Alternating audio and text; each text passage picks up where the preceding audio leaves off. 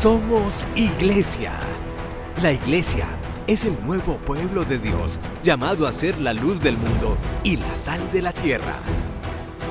En los vibrantes y vertiginosos tiempos de cambio que vivimos, los bautizados somos los testigos de la vida nueva, de justicia, de unidad y de paz que Cristo nos propone, por la fuerza de la fe luminosa, la esperanza inquebrantable y la caridad ardiente. La Iglesia Católica, cuerpo vivo de Cristo, nos señala la única opción por la verdad y nos presenta el ideal existencial más alto: Jesucristo, modelo de verdadera humanidad y camino seguro de salvación y de vida eterna. Tú eres Pedro, y sobre esta piedra edificaré mi iglesia, y el poder del mal no triunfará sobre ella. Somos Iglesia.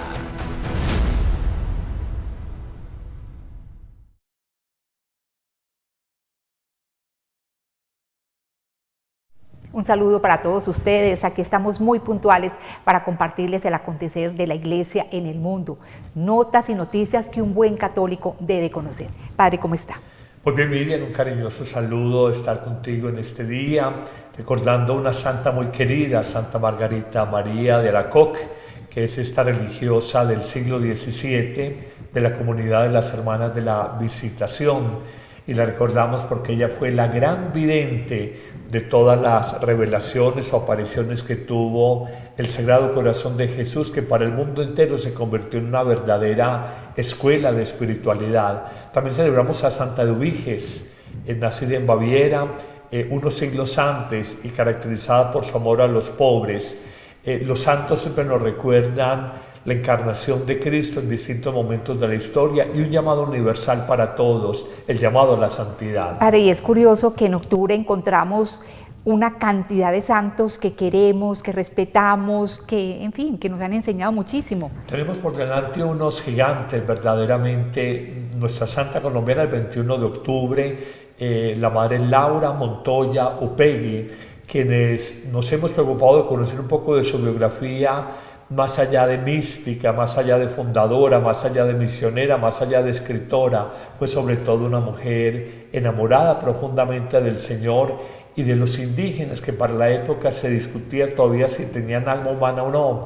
Luego, al día siguiente, el 22 de octubre, tenemos a nada menos que al Juan Pablo II el Grande, el santo que marcó la historia de la Iglesia en todo el final del siglo XX y comienzos del siglo XXI. El 24 tenemos un santo español muy querido, San Antonio María Claret, fundador de una comunidad muy importante, los Padres Claretianos.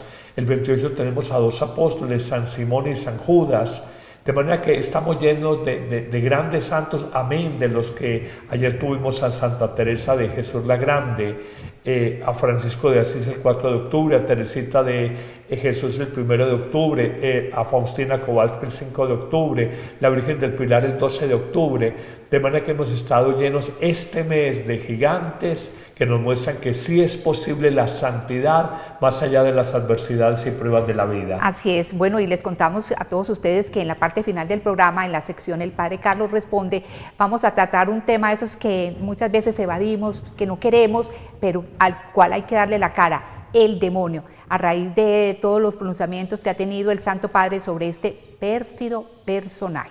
Por lo pronto vamos a iniciar el programa hablando del perdón que pidió recientemente el Papa Francisco en Bruselas en Bélgica, sobre los pecados que ha cometido la Iglesia, tanto por parte de los laicos como por parte del clero. Vean ustedes.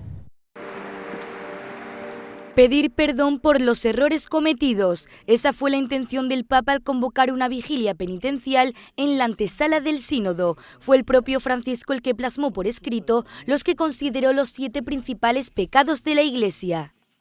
Ho voluto scrivere le richieste di perdono che sono state lette da alcuni cardinali, perché era necessario chiamare per nome e cognome i nostri principali peccati, che noi le nascondiamo o li diciamo con parole troppo educate. Entre esos cardenales, algunos prefectos de dicasterios, como Víctor Manuel Fernández de la Doctrina de la Fe, o también el cardenal O'Malley, al frente de la Comisión Vaticana contra los Abusos a Menores. Fue lo que le sucedió a Lawrence cuando tenía 11 años en un pueblo al sur de África. Contó su testimonio. También habló de la herida que esta lacra ha abierto en la Iglesia. The consequences of these abuses extend far beyond the walls of the church.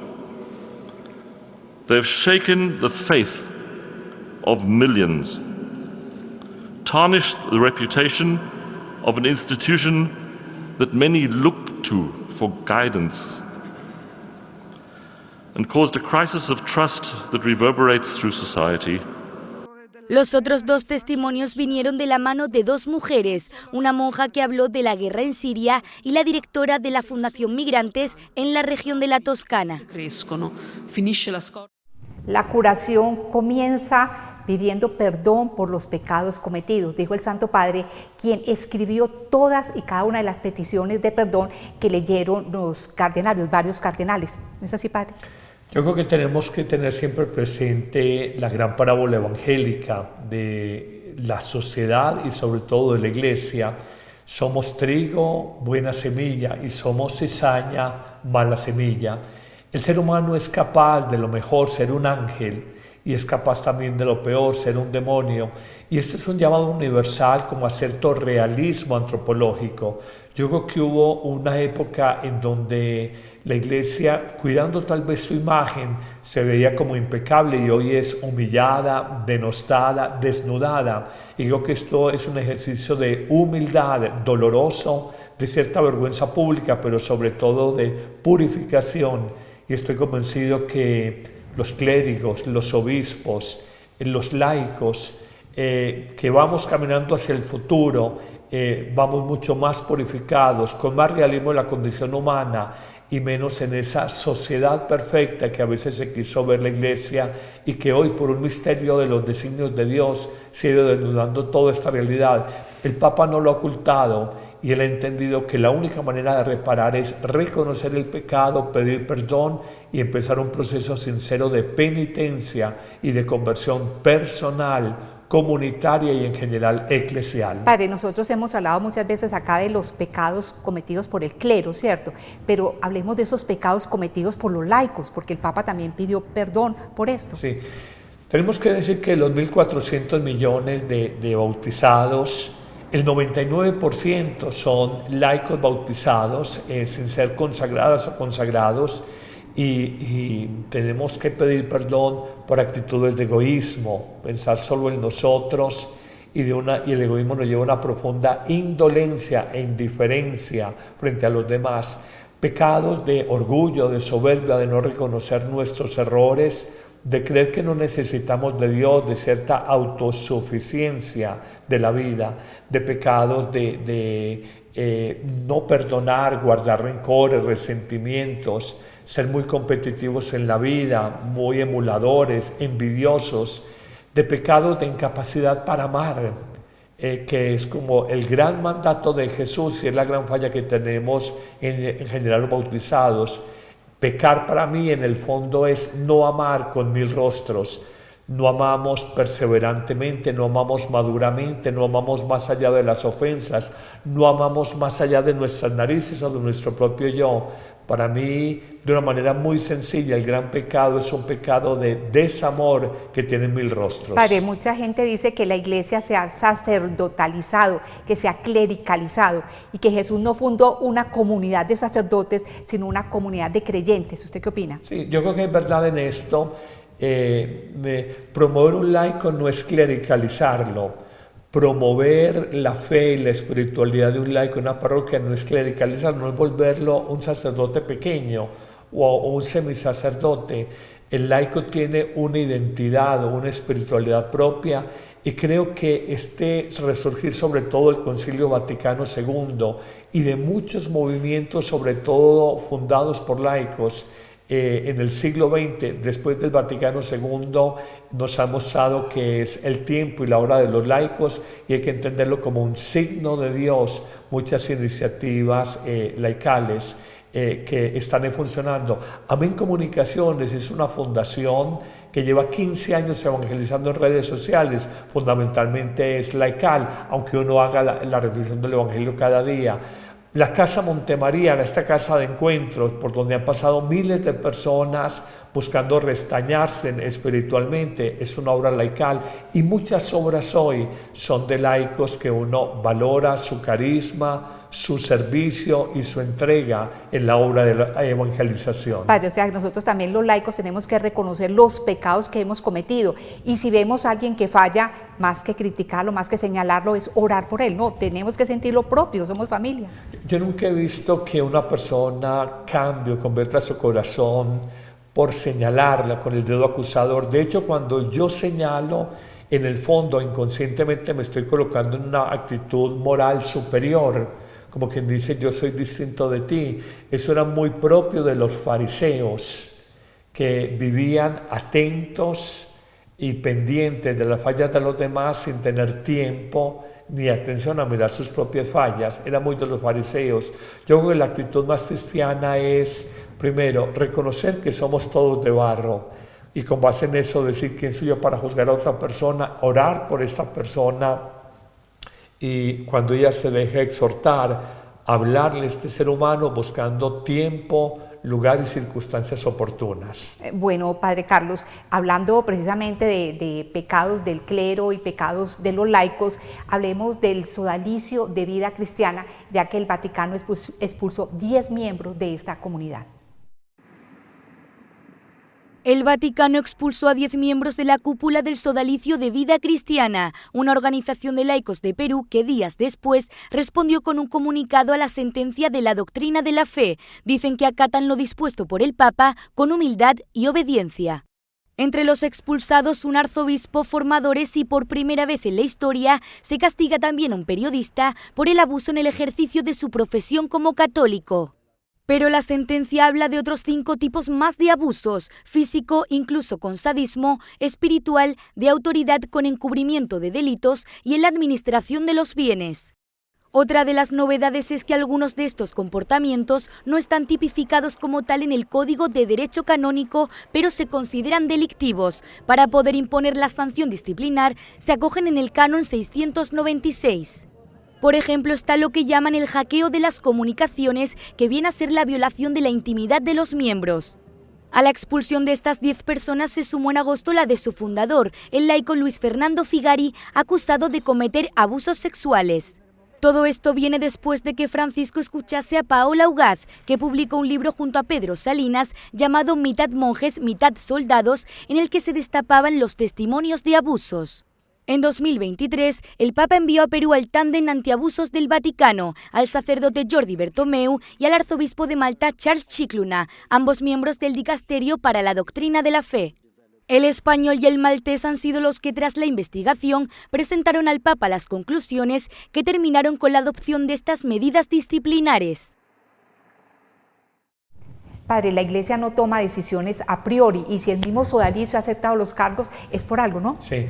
En esto hay mucha tela para cortar, porque encontramos que más allá de haber sido defenestrado Marcial Maciel con los legionarios de Cristo, hay muchos legionarios, gente muy buena en la obra laical de ellos, Regnum Christi, gente muy buena, hay signos de santidad. En los sodalites, el sodalicio de vida cristiana, con seguridad hay laicos excelentes, hay sacerdotes excelentes. A veces hace mucho ruido un árbol cuando cae, pero no hace ruido el bosque cuando crece, de manera que no nos quedamos simplemente como en el titular de la noticia, donde pueden haber habido casos dolorosos, pero estas obras de iglesia, reivindico, muchas de ellas formadas en su mayor parte por laicos, son obras que han producido frutos en la educación, frutos en la evangelización, frutos en obras sociales, frutos de procesos de reconciliación y de paz. Han extendido el evangelio a distintos países. Probablemente, como cualquier planta, necesita a veces ser podada una rama, pero nadie discute, por ejemplo, el mérito de un Alejandro Bermúdez, periodista, y el bien que ha hecho en muchas cosas que de pronto se haya extralimitado en el ejercicio periodístico, puede que haya habido esa realidad, pero nadie discute el bien que se ha realizado. Así es, Padre Carlos. Incluso yo tuve la oportunidad de entrevistar a Alejandro Bermúdez, quien ha estado muy vinculado a Ciprensa, y yo pues noté en el Padre un gran amor por la iglesia, un buen ser humano. Es más, no sabemos de qué se valió, digamos, la Santa Sede para tomar esta decisión. Sí, no conocemos los detalles y simplemente pues, se acata en obediencia.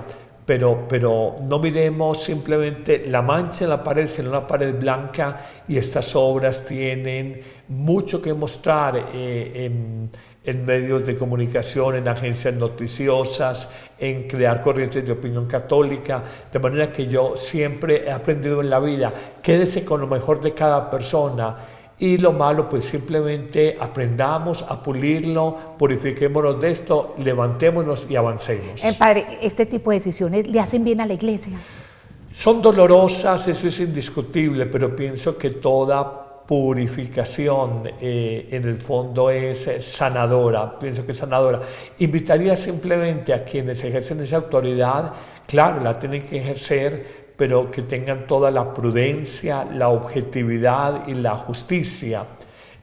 Uno, mientras la autoridad de la iglesia la vea más llena de humanidad, de misericordia, la ve más divina, más la acción de Dios, uno es lo que quiere, no dejando de reconocer que en la historia de la iglesia personas con autoridad han ejercido la misma, extralimitándose también. Entonces a veces es una paradoja, se habla de abusos de autoridad, pero también puede utilizarse la autoridad de manera abusiva contra aquellos que se dicen abusadores de la autoridad. Bueno, Padre, cambiemos de tema y hablemos más bien de santidad, porque en días pasados el Papa Francisco beatificó a una discípula de Santa Teresa de Jesús.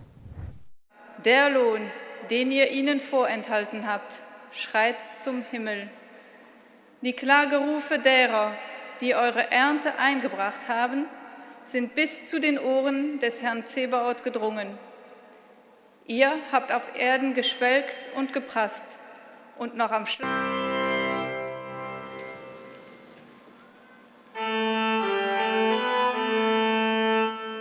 Tracht het hem te beletten, omdat hij geen volgeling van ons was.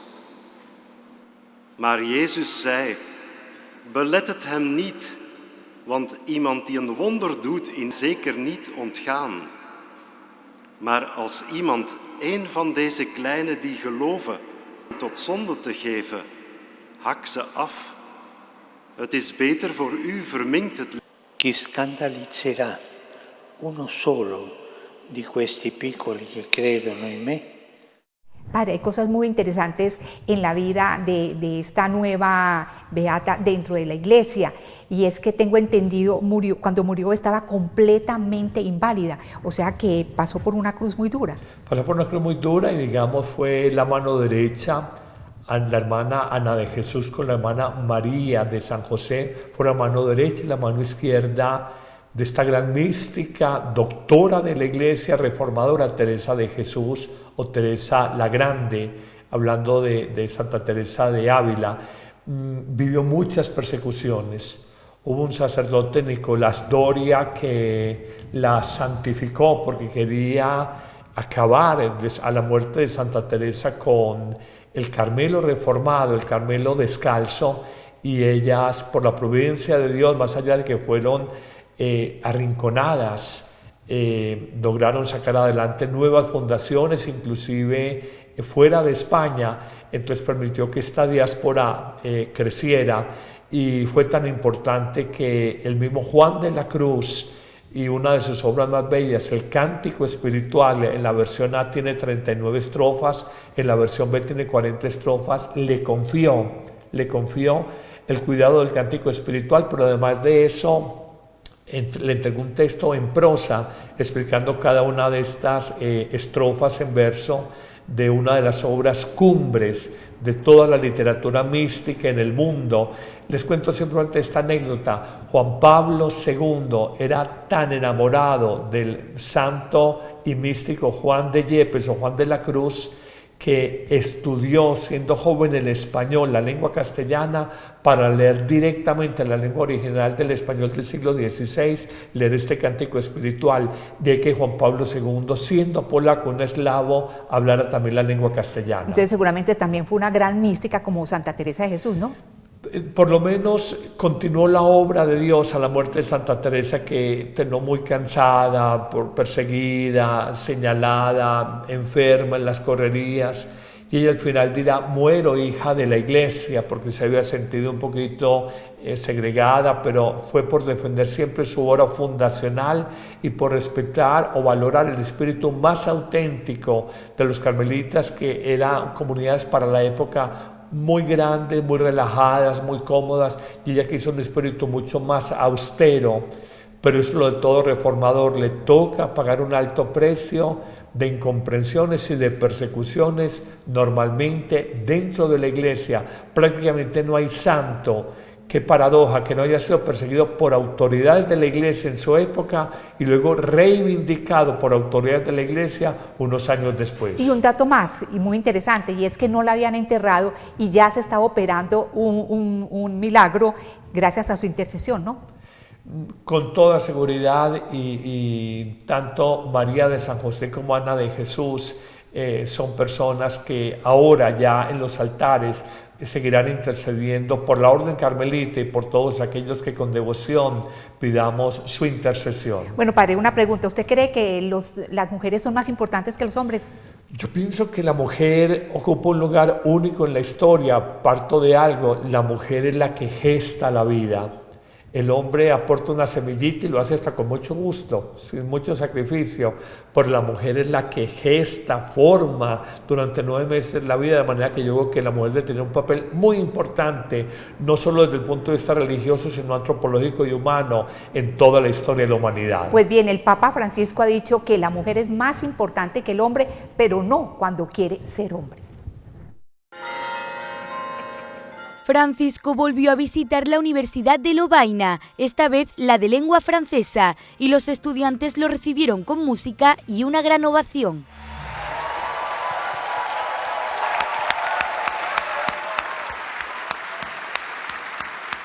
Tras escuchar algunas reflexiones, el Papa respondió a algunas dudas de los estudiantes. El pontífice les habló de cómo a veces se utiliza la religión no precisamente para hacer el bien. La guerra è un'espressione brutale, come lo sono anche la corruzione e le moderne forme di schiavitù. La guerra, la corruzione e le nuove forme di schiavitù. A volte questi mali inquinano la stessa religione, che diventa uno strumento di dominio. State attenti, Ma questa è una bestemmia. El Papa también hizo referencia al papel de la mujer. Señaló que lo femenino no viene del consenso o de las ideologías, sino que es una ley originaria no escrita. Volvió a repetir además que la Iglesia es mujer. Donna è accoglienza feconda, cura, dedizione vitali. Per questo è più importante la donna che l'uomo. Ma è brutto quando la donna vuol fare l'uomo. No, è donna. E questo è pesante, è importante. A su salida de la universidad, el Papa pudo saludar a unos 4.000 estudiantes que lo estaban esperando con banderas y trajes tradicionales. Eso de que la mujer quiere igualarse al hombre remite inmediatamente al llamado movimiento feminista, con el cual no nos identificamos la gran mayoría de mujeres. ¿Usted qué opina de esto, padre? Yo creo que el feminismo, bien entendido, es un gran movimiento que reivindica a la mujer en posibilidades académicas, laborales, profesionales, políticas, de derechos. Ese es un feminismo de reivindicación que es positivo, pero hay un feminismo de confrontación, que es un feminismo de resentimiento, la mujer contra el hombre, la mujer contra el Estado, la mujer contra la religión. Y yo creo que todo ese feminismo resentido, polarizante, confrontacional, es un feminismo que no tiene futuro, no tiene futuro. También hay ese feminismo donde, decía el Papa, es la mujer equipararse con el hombre por lo bajo del hombre. Entonces, Como el hombre es adúltero, entonces voy a ser adúltera. Como el hombre es promiscuo, voy a ser promiscuo. Como el hombre es agresivo, voy a ser agresiva. Yo digo que no es por ahí. La feminidad es un dato único de la mujer. Yo pienso que su misma disposición biológica, la mujer tiene pechos para amamantar, tiene un vientre para formar la vida, tiene una psicología más del detalle y del sentimiento que no lo tiene el hombre y que hace que ella sea más capaz de cuidar la vida, alimentar la vida y comprender mejor la vida naciente, la vida que se va gestando de sus hijos.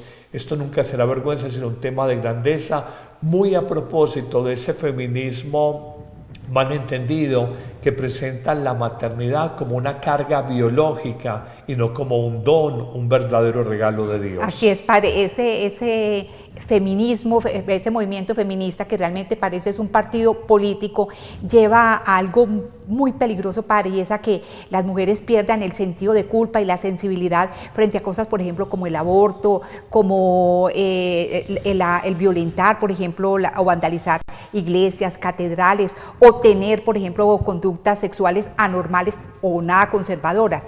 ¿No es así? Mira, la experiencia como sacerdote me ha mostrado que una mujer con una recta conciencia siente un profundo dolor cuando aborta.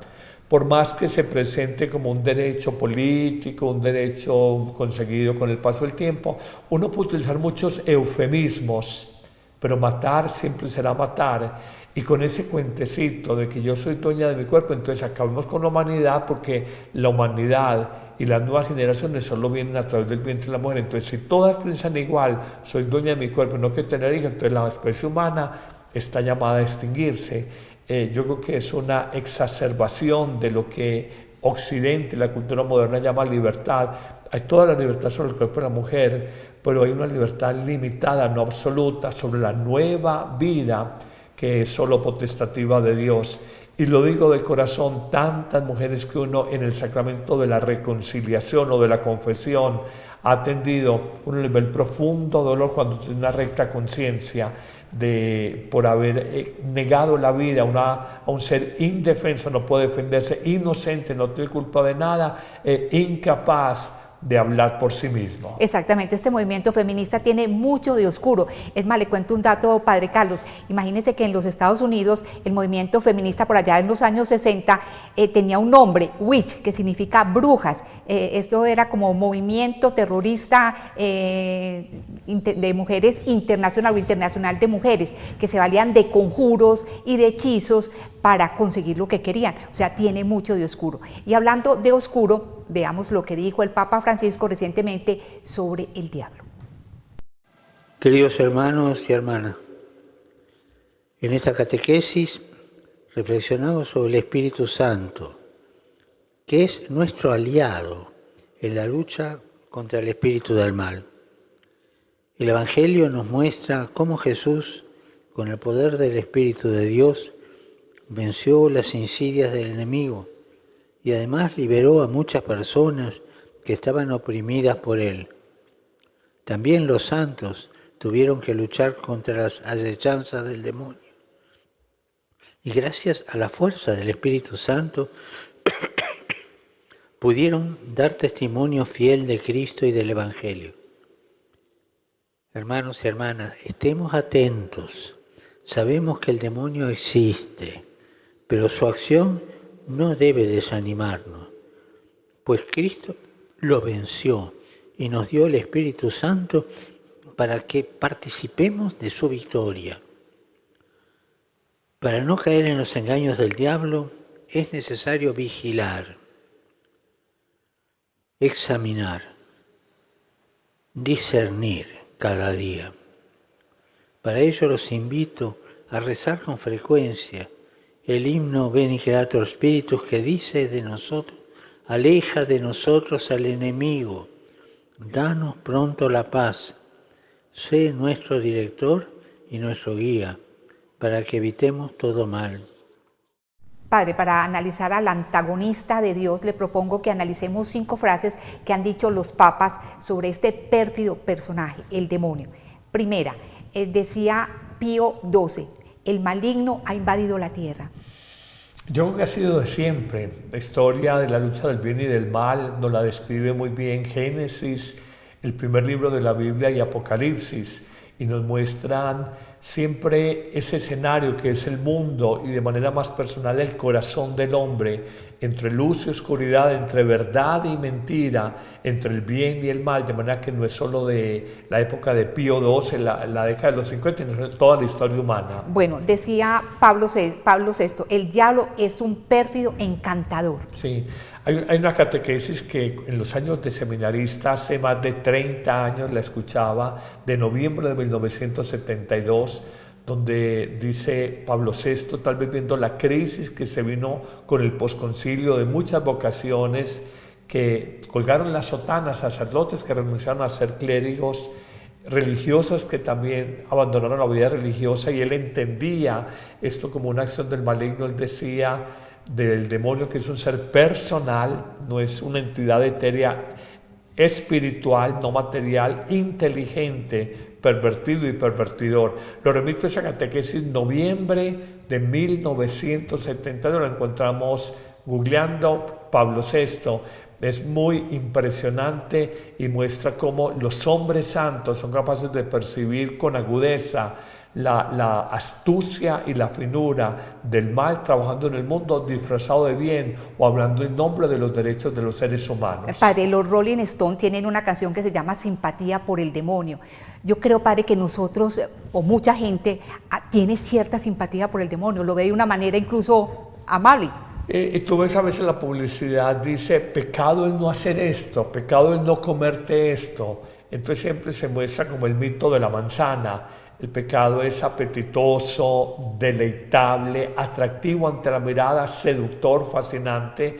Lo que dicen algunos, parte del adulterio, el encanto es que es prohibido y todo lo prohibido tiene cierto encanto, pero al final nos muestra siempre su fealdad, nos muestra su verdadero rostro y nos damos cuenta del ser humano engañado. ¿Qué pasa con Adán y Eva? Seducidos por la belleza de la manzana, en este lenguaje mítico, cómo luego se descubren desnudos, avergonzados y buscan esconderse de Dios.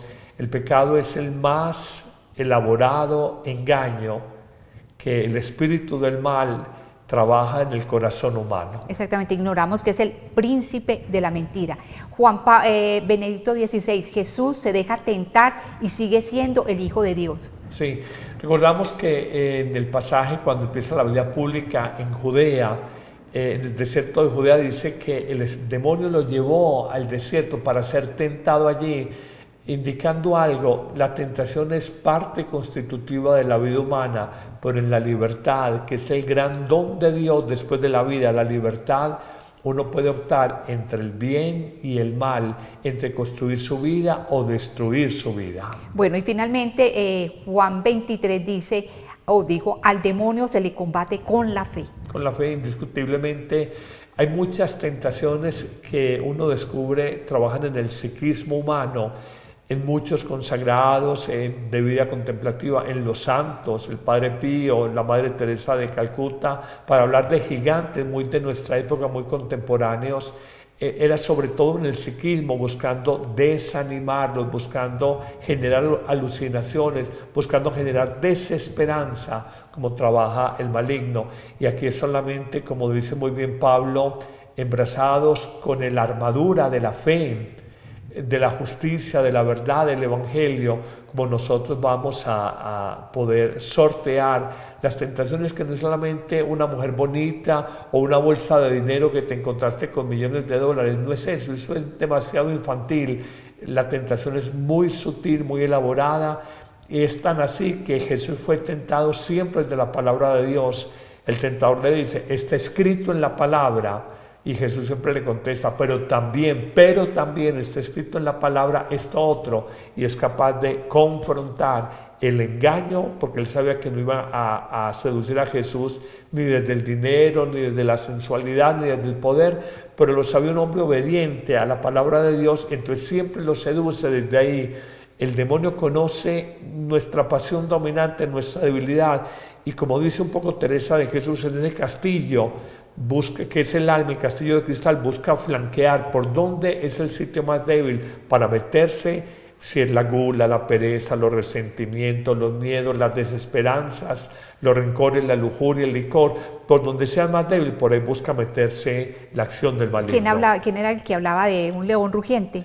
La carta a Pedro lo leemos en el oficio de completas, la oración de la noche. Sed sobrios, estad despiertos, un poco lo que se habla el Papa en la vigilancia. Vuestro enemigo el diablo, como león rugiente, ronda buscando a quien devorar, y enseguida dice, resistidle firmes en la fe. En la fe, así es. Y bueno, y precisamente sobre el demonio es que están relacionados los interrogantes que tenemos para todos ustedes el día de hoy. Así que iniciamos con la sección El Padre Carlos responde. Primera pregunta, hace poco hablé del demonio en clase de religión y todos se rieron, pues ni el profesor de esta materia cree en ese ser, que ese ser exista. No obstante, yo estoy convencido que lo único bueno en el poder del mal es que nos lleva a ver con toda claridad el poder del bien. Y yo he visto el bien en mi vida. ¿Cómo hacerles ver a mis compañeros que en la vida hay que tomar partido, el bien o el mal? Porque no hay punto medio y que perder el alma no es algo baladí o de poca importancia. En esto hay tanta tela para cortar, Miriam. Lo primero es que la cultura y la mentalidad racionalista, positivista, científica, mira con cierto desdén, si no decir burla, al creyente cuando habla del demonio. Y Pablo VI dijo en su momento, el mayor triunfo del demonio en el siglo pasado, el siglo XX, era haberle hecho creer al ser humano, a la humanidad, de que él no existe. Entonces yo no voy a vigilar, no voy a discernir, no voy a examinarme porque pienso que es una realidad inexistente. Eso es mucho como el fenómeno del racionalismo que nos lleva a pensar que lo que no pase por el tamiz de mi razón o de una verificación en un laboratorio de manera positiva no existe. Y hay muchas realidades que nos trascienden. La intuición, sobre todo en la mujer, no es racional, pero es una fuente de conocimiento. La experiencia de un artesano no es racional, pero es una fuente de conocimiento. Igualmente la fe no tiene la racionalidad de las ciencias humanas, de las ciencias exactas, pero la fe es una instancia de conocimiento superior de Dios y de la verdad suprema de Dios. Lo segundo que hay que decir, uno valora el día cuando ha padecido la noche. Uno reconoce la verdad. Hay algo muy especial en los evangelios. Los espíritus inmundos que poseían a un hombre reconocen con más facilidad a Jesús como el Hijo de Dios que los buenos o los puros de la época de Jesús. Los buenos eran los escribas, los fariseos, los hombres piadosos. Ellos no. En cambio, cuando Jesús va a exorcizar con autoridad a un poseso, le dice, ¿qué quieres de nosotros, Jesús de Nazaret? Sabemos que eres el Santo de Dios. Mire cómo la oscuridad y el vivir una vida de sombras, de maldad, te permite reconocer más fácilmente la luz de un nuevo día, la luz del bien. Y lo he visto en muchas personas. Hay gente que es buenecita toda la vida, pero fue una bondad tibia. Y hay gente que conoció el mundo, la perversión, la maldad. Y cuando se convierten, son los más fogosos evangelizadores, los más grandes defensores de la fe. Y si no, veremos a Saulo, el apóstata, el perseguidor de los cristianos, y luego en Pablo, el apóstol, el gran anunciador de la fe, sobre todo en el mundo de la gentilidad.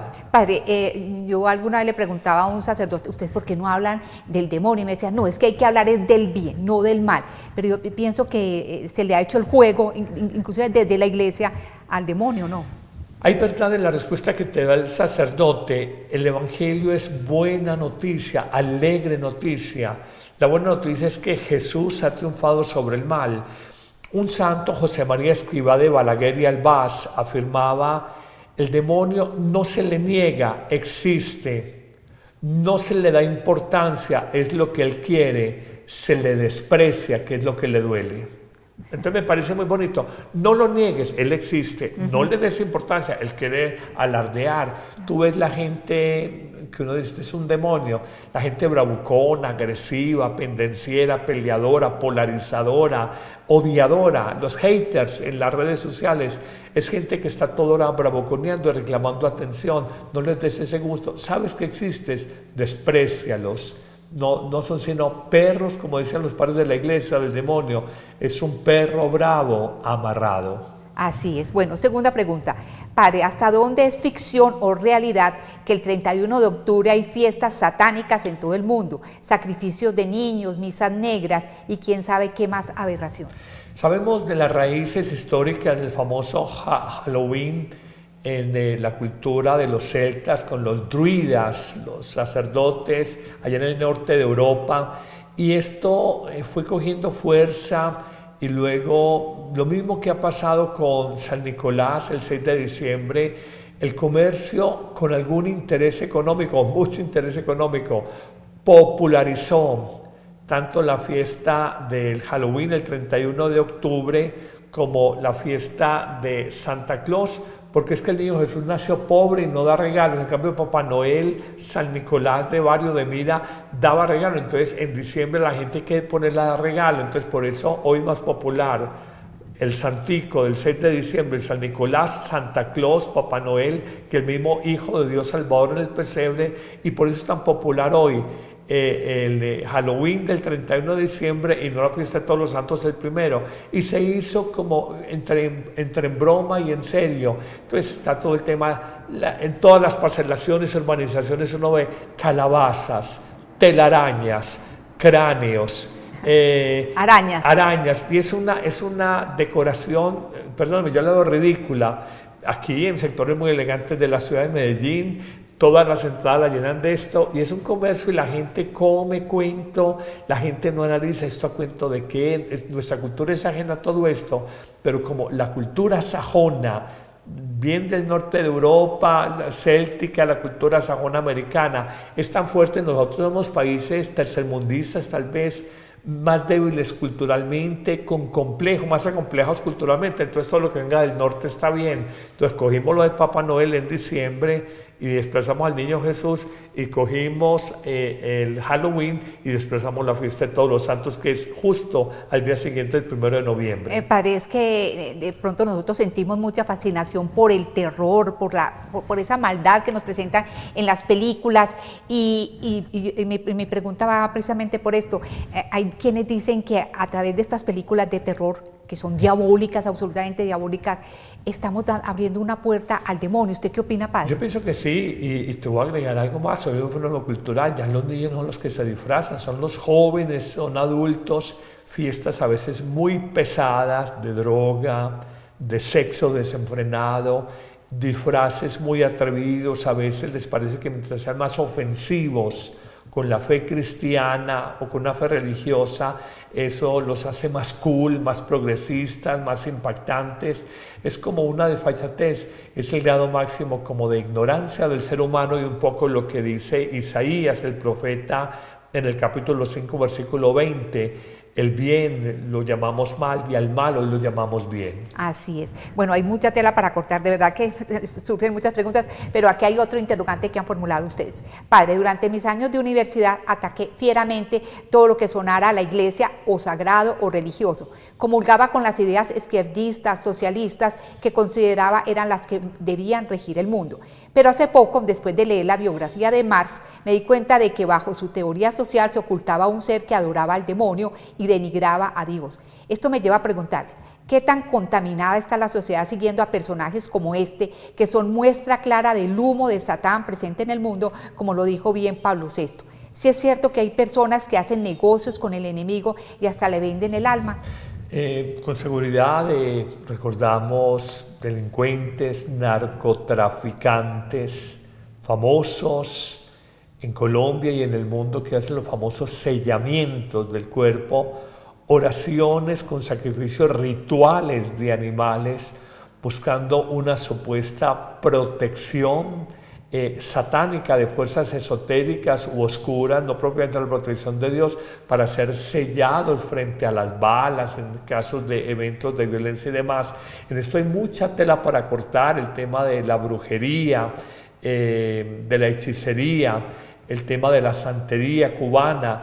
Hay muchas manifestaciones, y tú tocas un tema muy puntual, el tema de un referente filosófico, político, económico, como es Carlos Marx, que ¿Quién en la universidad no estudió para admirarlo, para contrastarlo, las doctrinas marxistas? Hoy en día todavía uno encuentra líderes que, más allá del fracaso estruendoso y rotundo de los regímenes marxistas, porque donde hay marxismo se pierde la libertad, ese dominio estatista genera riqueza para los del partido, la élite del partido, los cuadros más altos del Partido Comunista y no más. Hay todo sistema de opresión y sobre todo un engaño, porque sobre la base de la oposición de clases, la contradicción de clases, se siembra odio. No hay nada más fácil que manipular a un ser humano creándole enemigos imaginarios, y es unir una sociedad a partir de resentimientos. Me parece de lo más grave que un presidente, que un líder político en cualquier parte del mundo trabaje sobre el odio e invite a manifestaciones sobre el odio contra los hermanos. Un líder es grande, se invita a la justicia, a la fraternidad, a la solidaridad.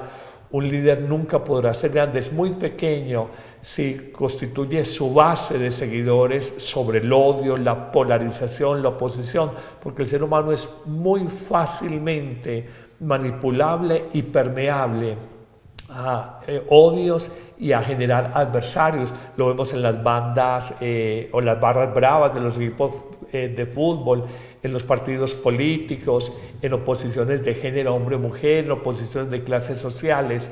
Yo creo que es una trampa que hay que desnudarla, iluminarla y decir: ese no es el camino para construir sociedades que quieran progresar. Padre, yo sé que hay muchas personas que se ríen y no creen, pero yo estoy casi que absolutamente segura de que hay muchos artistas, futbolistas, políticos que realmente sí han vendido el alma al diablo. Parece que uno se da cuenta como por ejemplo, un artista, en vez de destinar dineros o ayudas para causas, no digo siquiera solidarias, sino de pronto de cultura, del arte, del medio ambiente, están apoyando, por ejemplo, empresas abortistas. ¿Por qué? Porque, padre, de alguna manera tienen que pagarle al demonio los favores recibidos. Es el espíritu del mal, o recordamos algunas conocidas cantantes ochenteras que no vale la pena mencionar, que en sus videos musicales hacían actos eróticos frente a un Cristo, un crucifijo, buscando escandalizar y buscando generar morbo, y son gente que pasa. Nietzsche decía: Dios ha muerto, vive el hombre, y luego en la tumba de Nietzsche le colocaron: Nietzsche ha muerto, que viva Dios. Todo es simplemente la fama y el endiosamiento personal, y vender el alma al diablo por extender un poco más ese cuarto de hora de fama, de dinero y de endiosamiento humano, que no dejan de ser glorias vanas. Bueno, un tema muy interesante, Padre Carlos. Muchísimas gracias por sus respuestas. A todos ustedes, recuerden que está abierta la línea de WhatsApp para que ustedes formulen los interrogantes que quieran para el Padre Carlos. Por lo pronto, gracias. Recuérdanos el número del WhatsApp. Claro, sí, 300-723-4309. Muy amables por haber estado con nosotros. Gracias a Ron Reports, a Men Comunicaciones y al Padre Carlos. Que estén muy bien. Que Dios los bendiga a todos. Somos Iglesia. La Iglesia es el nuevo pueblo de Dios, llamado a ser la luz del mundo y la sal de la tierra. En los vibrantes y vertiginosos tiempos de cambio que vivimos, los bautizados somos los testigos de la vida nueva, de justicia, de unidad y de paz que Cristo nos propone, por la fuerza de la fe luminosa, la esperanza inquebrantable y la caridad ardiente. La Iglesia Católica, cuerpo vivo de Cristo, nos señala la única opción por la verdad y nos presenta el ideal existencial más alto: Jesucristo, modelo de verdadera humanidad y camino seguro de salvación y de vida eterna.